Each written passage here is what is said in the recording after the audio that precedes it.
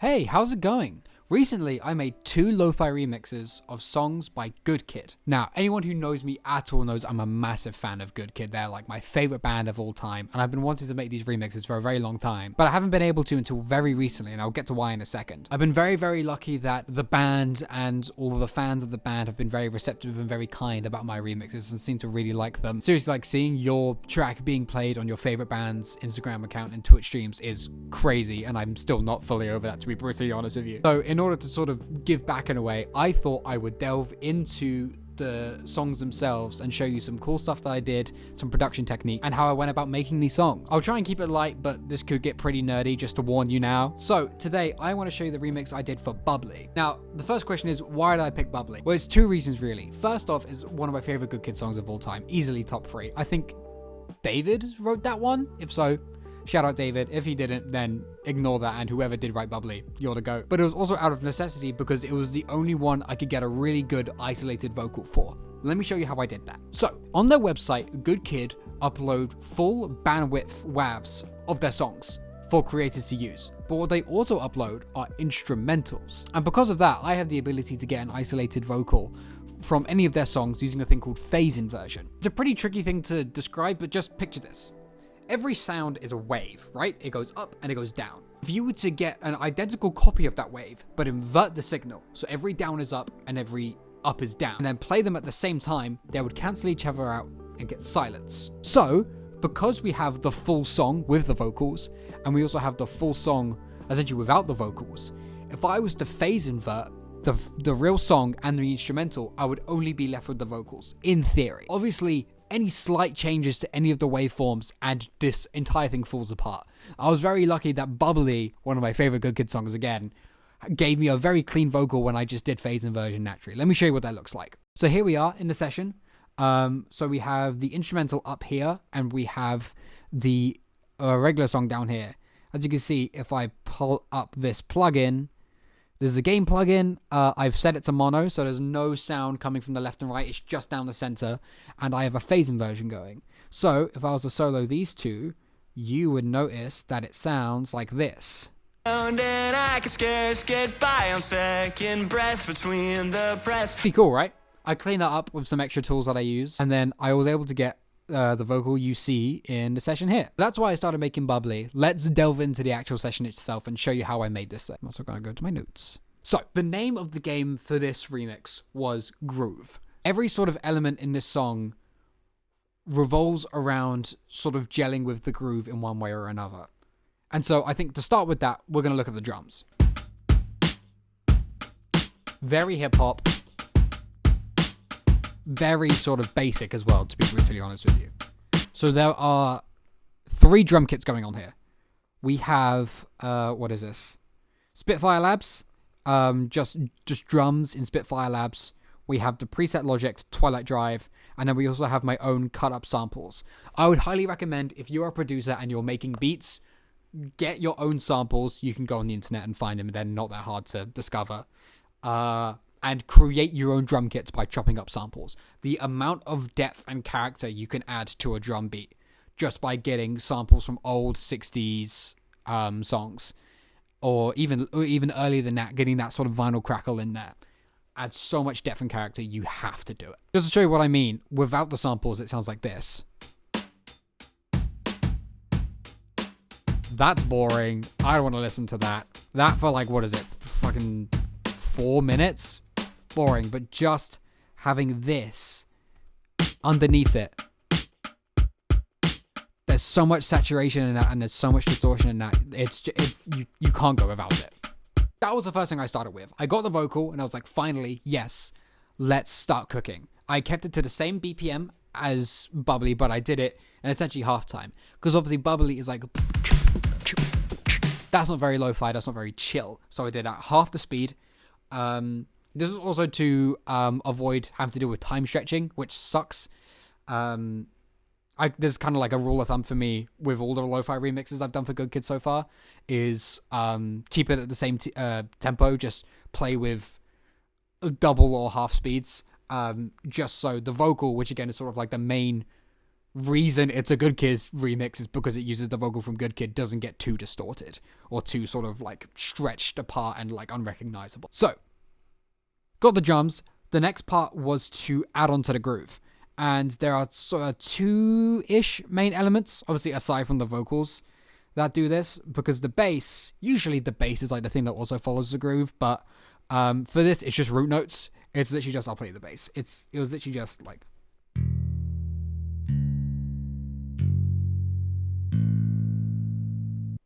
Cool, whatever.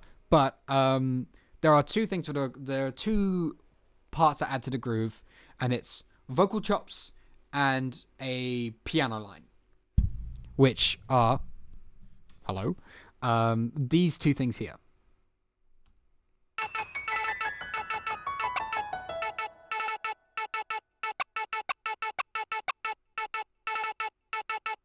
And then there's a second vocal chop for the chorus, which is here. Add that with the drums.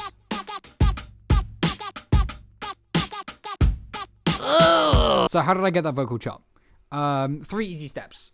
Get the isolated vocal, throw it into a Logic sampler, or you'll have like a sampler of any kind in your DAW if you're following along. And with Logic, there are 3 different modes you can do. You can do classic, which is basically you hit a key on the piano. Depending on the key you hit, it plays at a different speed. You have one shot, which is basically the same thing, but even if you let go of the key, it keeps playing. And then you have the GOAT slice. And this is basically like the most creative tool that you can do in terms of sampling vocals. So what it does is that the sampler will look through the vocal and will look for all the transients, which are essentially how do you define a transient?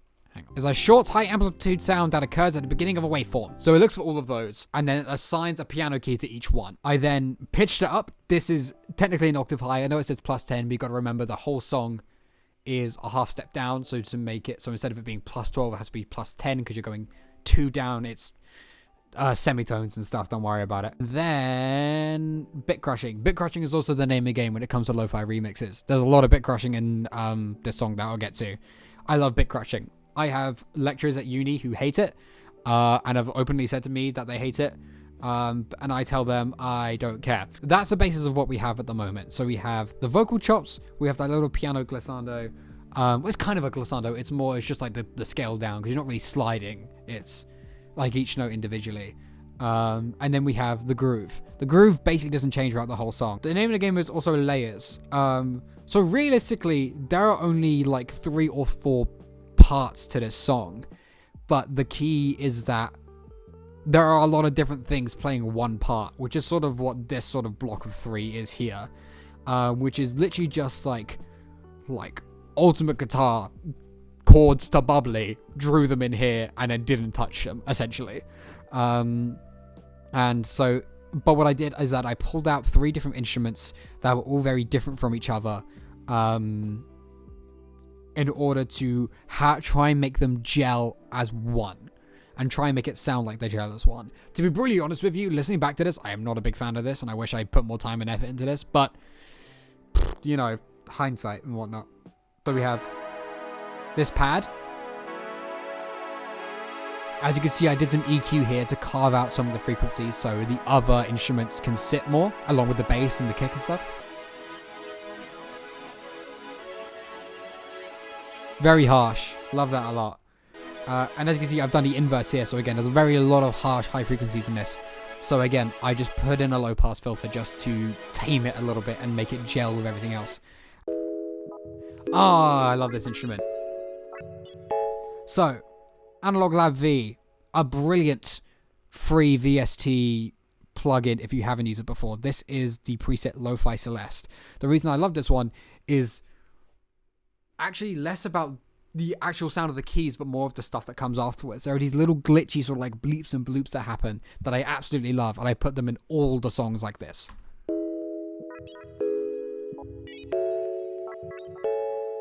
Oh, that's beautiful. I love it. I love it.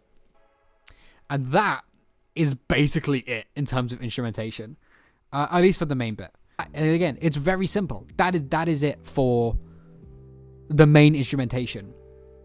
But But again, because it all revolves around the groove, like the bass isn't doing anything that's out of line from the drums. The chords aren't doing anything that's out of line from the drums. That vocal drop is doing something, but again, it sort of lines up in a snare in a way that just kind of like, it's not pulling away from it, it's adding to it. Same thing with that sort of piano descending line. Because they all move together as one, it hits a lot harder.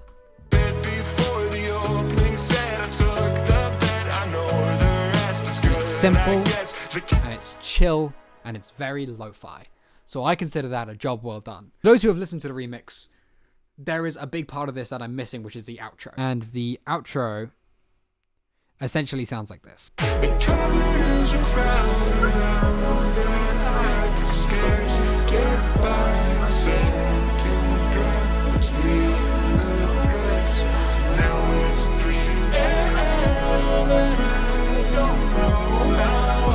These are all the instruments that went into making the outro.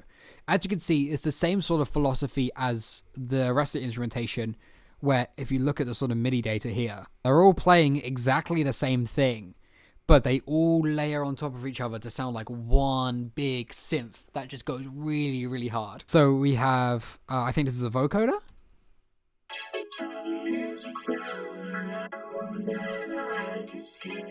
We have these two synths here that are sort of panned left and right a little bit to add a little bit more space.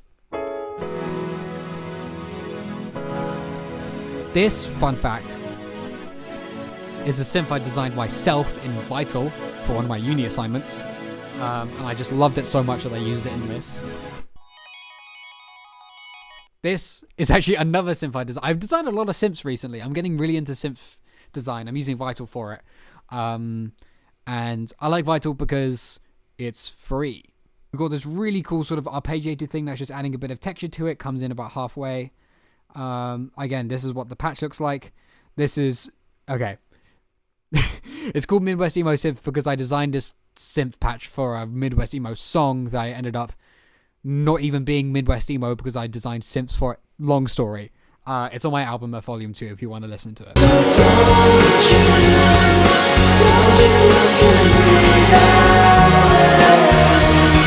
Then, the most important part of this whole thing is this thing right here.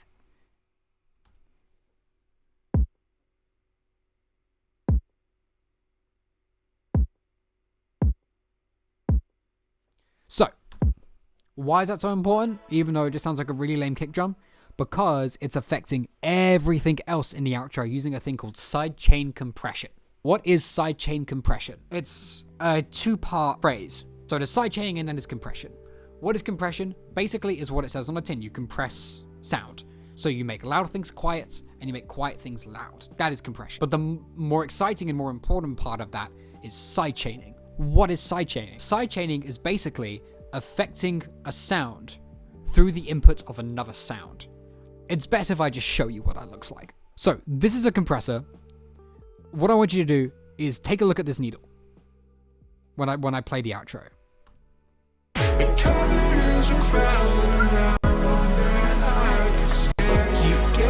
Do you notice it? Also, sorry, the audio is distorting. Don't know what's up with that. Do you notice it? I'll give you a hint.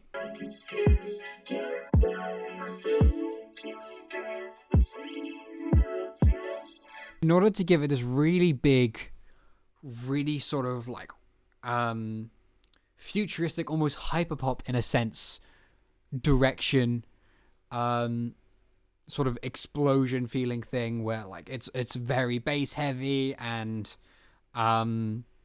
it's kind of getting very distorted and it's very loud and it's very dense. To give it some sort of life and to shape it in a way, I had it so every single instrument you hear in the outro ducks in volume every time that kick drum is played. And that gives it that very sort of like thumping, again, very futuristic, very hyperpop based production style.